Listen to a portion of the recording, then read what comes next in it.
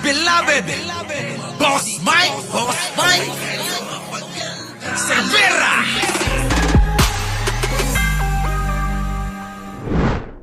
Investigasyon ng DOJ sa flood control scandal. Oh, buti pa nga ito, tignan nyo. Marami na raw ang nakikitang dawit na opisyal. Ayan, mga kababayan ko. Etong hinahawakan ngayon ni Boying Remulla, itong Department of Justice, marami hong nakikita na mga nadadawit na mga kababayan, sa mga maanumalyang proyekto pagdating po sa flood control na mga politiko.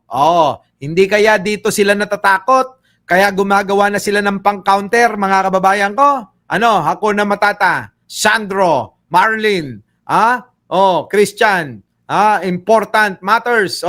Di po ba?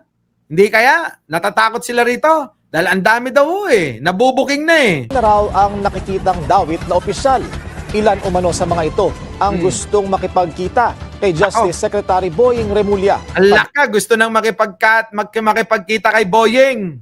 Malamang nga, takot na ho sila din At tingin ko naman itong si Boying magiging ito Alam nyo ho yun? Magiging patas ho ito. Paano na ngayon ito? Yung pong mga nasasangkot ay gusto na hong makipagkita para siguro umareglo.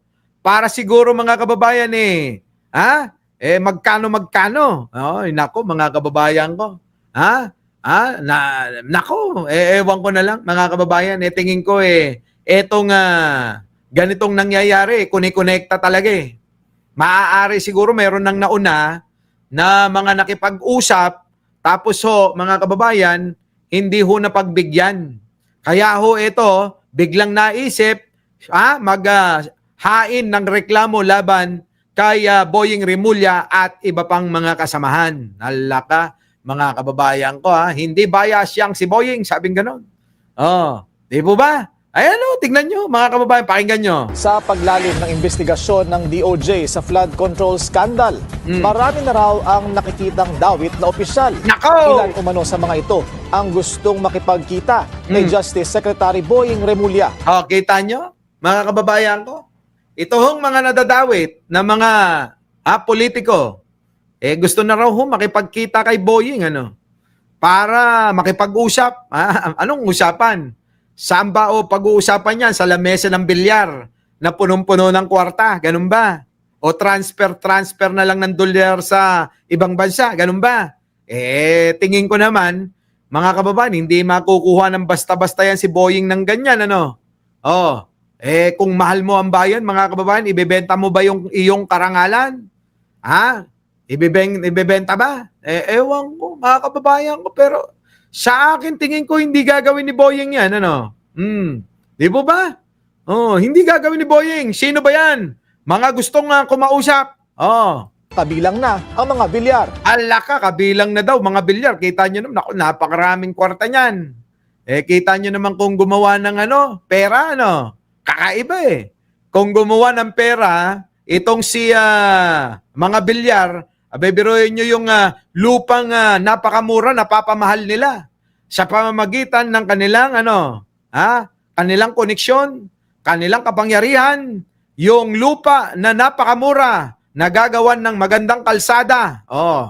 Sa gitna ng kanilang mga pag-aaring, walang silbi na sanang mga lupa, pero kita nyo nagkasilbi bigla at nagmahal ng grabe, libo-libong beses ang yung itinubong pera, itinubong presyo sa bawat mga lupa per square meter, mga kababayan. Halimbawa, nabili nila 10 piso kada square meter, mga kababayan. Ngayon ang balita 100,000 na raw ang halaga kada square meter kita nyo ibang klase, di po ba? From 10 piso to 100,000. Kita nyo? Antindi, mga kababayan ko. Matindi. Bakit? Ang detalye sa agenda report ni Ivy Reyes. Matapos i-anunsyo ng DOJ na iimbestigahan nila ang mga Villar Nako. kaugnay sa mga flood control projects sa kanilang baluarte na Las Piñas, Nako. na inireport ng Billionaire Youth Channel. Nakatanggap daw ng request si Justice Secretary Jesus Crispin Remulla mula sa pamilya. There was an effort to set a meeting, pero wala. Hindi pa raw siya nakakasagot sa mga Villar, pero mas gugustuhin daw ni Remulla na makipagdialogo sa mga ito sa isang formal meeting. Oo nga, formal meeting. Ay, wag ganon, yung simple. Baka mamaya mga kababayan ko Oo, nasa isang kubling lugar nag-uusap Ano po? At nako, masilaw sa limpak-limpak na salapi. Ano? Tama ka dyan, Boss Mike. Nag-alok ako dyan ng lupa, 500 pesos per square meter. Tinawaran pa ng 100 pesos. Grabe, no? Tapos ang gagawin gagastusin ang pera ng gobyerno, pampagawa ng kalsada, taas ang presyo, ng pag-aari nila. Biruin mo, gagastusin mo yung pera ng gobyerno. Wala ka ng gastos, magkakakalsada na at magkakaroon na ng right of way yung mga lupa nila. Tapos ang mangyayari pa ganito. Doon sa kontrata ng kalsada na ginawa, kumita pa sila. Di ba?